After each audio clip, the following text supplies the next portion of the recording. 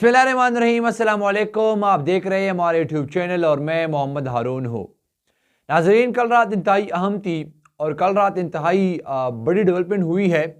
तो आज के इस व्लॉग में हम कल रात की जो डेवलपमेंट है वो डिस्कस करेंगे। सबसे पहले अकेला खान सब पीडीएम पर जो है वो बारी हुआ है, उस पर हम तफसीली गुफ्तगू करेंगे और इसके बाद हम डिस्कस करेंगे पाकिस्तानियों के लिए इंतहाई बड़ी खुशखबरी है, वो हम आपको बताएंगे। और लास्ट में हम बताएंगे पाकिस्तान तहरीक इंसाफ की चेयरमैन साबिक़ वज़ीर-ए-आज़म का मौजूदा वज़ीर आला पंजाब परवेज़ इलाही से मुलाकात हुई है जमान पार्क में, उस पर हम जो है वो तफसीली गुफ्तगू करेंगे। तो सबसे पहले आते हैं अकेला खान सब सियासी पार्टियों पर जो है वो बारी हुई है। सियासी पार्टियों के साथ साथ वो गैर सियासी लोग जो पाकिस्तान के ताकतवर लोग हैं, वो लोग जो पाकिस्तान को चलाते हैं, वो लोग जो पाकिस्तान में उनका हमेशा बड़ा नाम है, उस पर भी जो है वो अकेला खान साहब बारी पड़ा हुआ है। वो पीडीएम जो हमेशा कह रहे थे कि हम जो है पंजाब के अंदर कुछ लोगों को इकट्ठा करके पीटीआई के कुछ लोगों को साथ मिला के हम अपनी हुकूमत बनाएंगे, कल ऐसा नहीं हुआ। कल पंजाब असम्बली का इजलास था और इसके साथ साथ पाकिस्तान मुस्लिम लीग नून और पीपल्स पार्टी यानी पीडीएम का भी वहाँ पर पार्लिमानी पार्टी का इजलास था। उसमें क्या हुआ उसकी कहानी हम आपको बताएंगे। तो सबसे पहले हम आते हैं कि हुआ क्या। बेसिकली हुआ ये, मैं तकरीबन हर व्लॉग में आपको ये बताता हूँ कि पीडीएम जो भी जाल बचा देता है इमरान खान साहब को, उसमें खुद ही फंस जाते हैं। अब इमरान खान साहब के लिए पाकिस्तान मुस्लिम लीग नून और इसके साथ साथ पीपल्स पार्टी ने पंजाब के अंदर एक जाल बिछाया हुआ था, जिसके अंदर बेचारे वो खुद बस जो है वो फंस गई। वो जाल उसने अपने आप के लिए बिछाया हुआ था और उसके अंदर पीपल्स पार्टी और पाकिस्तान मुस्लिम लीग नून की अपने ही लोग जो है वो गिर गए। कल पाकिस्तान मुस्लिम लीग नून और पीपल्स पार्टी की पार्लिमानी इजलास था, जिसमें 150 से भी कम लोगों ने शिरकत की, यानी 150 से भी कम पार्लिमानी जो लोग थे वो उसने शिरकत की। राना सनाउल्लाह साहब ने एक स्टेटमेंट दिया हुआ था। उस स्टेटमेंट में राना सनाउल्लाह साहब जो है वो बता रहे थे कि पंजाब के वज़ीर आला परवेज़ इलाही इस्तीफ़ा दे दे, इनके पास 186 अरकान मौजूद नहीं। ये स्टेटमेंट था राना सनाउल्लाह साहब की। लेकिन इनके बेचारे को क्या पता कि जब हमारी पार्लिमानी पार्टी का इजलास होगा तो वहाँ पे कितने लोग हमारे पास जो है वो शामिल होंगे। अब जाहिर सी बात है, यानी काप लीग और पीटीआई के साथ जो हुकूमत बनाई हुई है अभी पंजाब के अंदर, उनके बाद जो है वो 4 आज़ाद उम्मीदवार है जो अभी उनके साथ राबिते में है। 2 जो है वो लौट है जो चले गए हैं, जिसने अपनी ज़मीर तो भेज दी है, जाहिर सी बात है जो चले गए। इसके साथ 10 काप लीग की लोग ये सब मिलाकर कुल 186 आसानी से जो है वो बन सकते हैं और पंजाब में परवेज़ की हुकूमत एक बार दफ़ा फिर यानी परवेज़ पंजाब को ज़िला हो सकेंगे। इसके साथ साथ PMLN और PPP का जो पार्लिमानी इजलास था उसमें 150 से भी कम लोग ने शिरकत की। टोटल 167 मेंबर है यानी का पीडीएम के पास। इसमें जो है वो 167 जो है वो पाकिस्तान मुस्लिम लीग नून के पास है, 7 मेंबर जो है वो पाकिस्तान पीपल्स पार्टी की है, 4 मेंबर जो है वो आज़ाद है। ये कुल मिलाकर मेरे ख्याल में तकरीबन 174-76 का जो है वो बनते हैं। अब इन सब में 150 भी लोग शरीक नहीं हुए।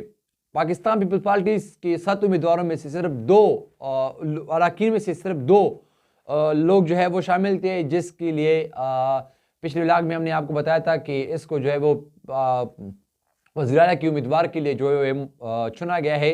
वज़ीर आला के उम्मीदवार यही हो सकते हैं।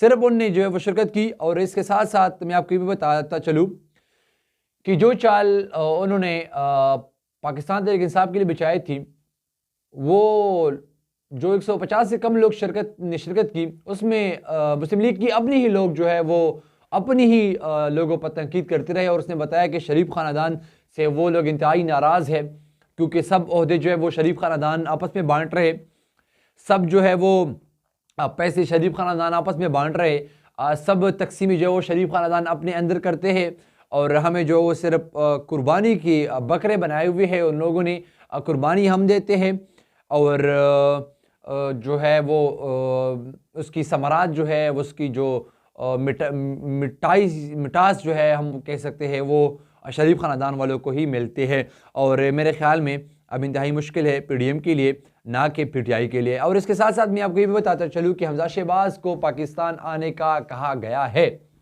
और राना सनाउल्लाह ने ये भी स्टेटमेंट दिया हुआ है कि अब जो है सियासी हालात ठीक नहीं है, हम दूसरे उम्मीदवार को जो है वो खड़े नहीं कर सकते। हमजा शहबाज हमारा जो है वो वज़ीर आला के उम्मीदवार होंगे, तो हमजा शहबाज को एक दफ़ा फिर पाकिस्तान आने का कहा है। जब भी उसको वज़ीर आला की मुनसब दी जाती है, जब भी उनको अपनी सियासत चमकानी होती है, तो फिर वो पाकिस्तान आते हैं ना, वो फिर जो है वो बाहर ममालिकों में मज़े करते हैं, चर्चे करते हैं। और ऐसा लगता है मुझे तो कि शायद पाकिस्तान में उसको जो है वो करंट लगता है पाकिस्तान की सरजमीन से, क्योंकि वो एक दिन भी यहाँ नहीं रह सकते सियासी ओहदे के बावजूद या सरकारी ओहदे के बावजूद, ये एक दिन भी यहाँ रहना गवारा नहीं समझते। दूसरी जो सबसे इम्पोर्टेंट है वो पाकिस्तान के लिए जो बड़ी खुशखबरी है वो हम बाद में डिस्कस करेंगे, लेकिन इसके पहले हम डिस्कस करेंगे कि पाकिस्तान तहरीक इंसाफ की चेयरमैन और साबिक वज़ीर-ए-आज़म इमरान खान साहब के साथ कल रात असम्बली इजलास, पंजाब असम्बली के इजलास के बाद वज़ीर आला पंजाब जनाब परवेज़ इलाही साहब की मुलाकात हुई है। जब पंजाब असम्बली की इजलास ख़त्म हुई तो वहाँ जो वज़ीर आला पंजाब साहब है वो सीधा ज़मान पार्क पहुँचे। इमरान खान साहब अपनी कुर्सी से उठकर उसका इस्तकबाल किया और इस मुलाकात में तफसीली गुफ्तगू हुई सियासी हालातों पे। और इसके साथ साथ परवेज़ इलाही ने एतमाद का ऊँट लेने का भी कहा कि इंशाअल्लाह ताला हम एतमाद का ऊँट लेंगे और इसमें हम कामयाब भी होंगे। इसके साथ साथ सियासी हिकमत अमली पर जो है वो तफसीली गुफ्तगू हुई और आइंदा का लाएअमल जो है वो बनाया गया है। और इसके साथ साथ हमारे ज़राए के मुताबिक पंजाब में आटे की जो किल्लत है उस पर भी तफसीली गुफ्तगू हुई है इन दोनों की। और वज़ीर आला पंजाब ने ये जो है वो वादा किया है पाकिस्तान तहरीक इंसाफ के चेयरमैन इमरान खान साहब से, और ये जो है कमिटमेंट दी हुई है कि इंशाअल्लाह ताला हम बहुत जल्द एतमाद का वोट भी लेंगे और उसमें हम कामयाब भी हो जाएंगे। तीसरी जो मेरे ख़्याल में इंतहाई अहम और सबसे इम्पॉर्टेंट बात है, और वो सबसे अहम इसलिए है जिसमें पाकिस्तानियों के लिए इंतहाई बड़ी खुशखबरी है। ये ऐसी खुशखबरियाँ है जो ना पाकिस्तान में एक सियासी पार्टी के लिए नहीं है, पाकिस्तान में एक तबके के लोगों के लिए नहीं है, ये सब पाकिस्तानियों के लिए खुशखबरी है। क्योंकि पूरा पाकिस्तान इस वक्त महंगाई के जो है वो ज़द में है। पूरा पाकिस्तान में जो है वो महंगाई इंतहाई ज़्यादा है। और इसके साथ साथ सैलाब से मुतासरीन जो लोग हैं वो भी हमारे भाई है, जो सिंध के अंदर है, बलूचिस्तान के अंदर है या खैबर पख्तूनख्वा के अंदर है। और पख्तूनख्वा और पंजाब बलूचिस्तान के जो लोग हैं वो तो रिकवर हो चुके हैं, वहाँ यहाँ पर जो है इतना पानी जमा नहीं हुए क्योंकि ये इलाके ऊंचाई पर है, वो वहाँ पर जो है वो पानी डैम वगैरह में चला जाती है। लेकिन सिंध के अंदर जो है वह अभी भी हमारे ज़राए के मुताबिक 40 लाख से ज़्यादा बच्चे जो है वो पानी के करीब रहने पर मजबूर है। वो बिलावल भुट्टो और वो जरदारी, वो पीपल्स पार्टी जो इंसानी खिदमत के वादे तो करते हैं, वो बिलावल भुट्टो, वो जरदारी, वो पीपल्स पार्टी जो इंसानी की हमदादाराना और उसके साथ यजीदी की एक्टिंग तो करते हैं। अब ये हाल है सिंध की, अभी भी जो है वो 40 लाख के करीब बच्चे, यूनिसेफ का ये डेटा है, 40 लाख के करीब बच्चे अभी भी जो है वो सैलाब की करीब जो है वो ज़िंदगी गुजार रहे। कल की व्लॉग में हमने आपको बताया था कि पाकिस्तान की वज़ीर-ए-आज़म मियां शहबाज शरीफ साहब और इसके साथ साथ वज़ीर ख़ारिजा बिलावल भुट्टो साहब, इसके साथ साथ जो है वो वज़ीर इत्तलात औरंगज़ेब साहिबा, हसन इकबाल साहब और वज़ीर ख़ज़ाना इसहाक़ डार साहब जो है वो जनेवा कॉन्फ्रेंस के लिए स्विट्ज़रलैंड पहुँच चुके हैं। वहाँ पर शहबाज शरीफ ने जो है वो 16.3 अरब की जो है वो मदद करने की जो है वो अपील की हुई थी कि पाकिस्तान को सैलाब ज़दगान की तामीरी नौ के लिए, सैलाब ज़दगान की मदद के लिए 16.3 अरब की पूरी ज़रूरत है। इसके साथ साथ इसके बाद जो हुआ, जो जनेवा कॉन्फ्रेंस में पाकिस्तान के लिए 10 अरब से ज़्यादा